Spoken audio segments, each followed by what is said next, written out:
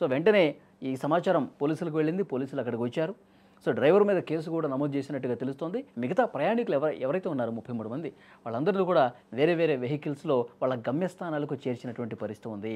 కాబట్టి ముఖ్యంగా ఇలాంటి ప్రైవేటు ట్రావెల్స్ యజమానులకి నడుపుతున్నటువంటి డ్రైవర్సు వీళ్ళకి తప్పకుండా కౌన్సిలింగ్ ఇవ్వాల్సినటువంటి అవసరం ఉంది. కర్నూలులో ప్రమాద ఘటన జరిగిన తర్వాత అధికార యంత్రాంగం పూర్తిగా అప్రమత్తమైంది. 2 తెలుగు రాష్ట్రాల ప్రభుత్వాలు కూడా పూర్తిగా అప్రమత్తమైనటువంటి పరిస్థితి ఉంది. ఇప్పుడు ప్రైవేట్ ట్రావెల్స్ యాజమాన్యం సరైనటువంటి నిబంధనలు పాటిస్తున్నాయా లేదా, వాళ్ళు సరిగ్గా ఈ రిజిస్ట్రేషన్స్ సక్రమంగా జరిగినాయా అక్రమంగా జరిగినాయా, వాళ్ళు సీటింగ్ సంబంధించినటువంటి పర్మిషన్స్ తీసుకుని స్లీపర్గా ఏమన్నా మార్చుకున్నటువంటి పరిస్థితి ఉందా, ఇవన్నీ కూడా నిబంధనలు ఉన్నాయా లేవా అని చెప్పి చెక్ చేసే పరిస్థితి ఉంది.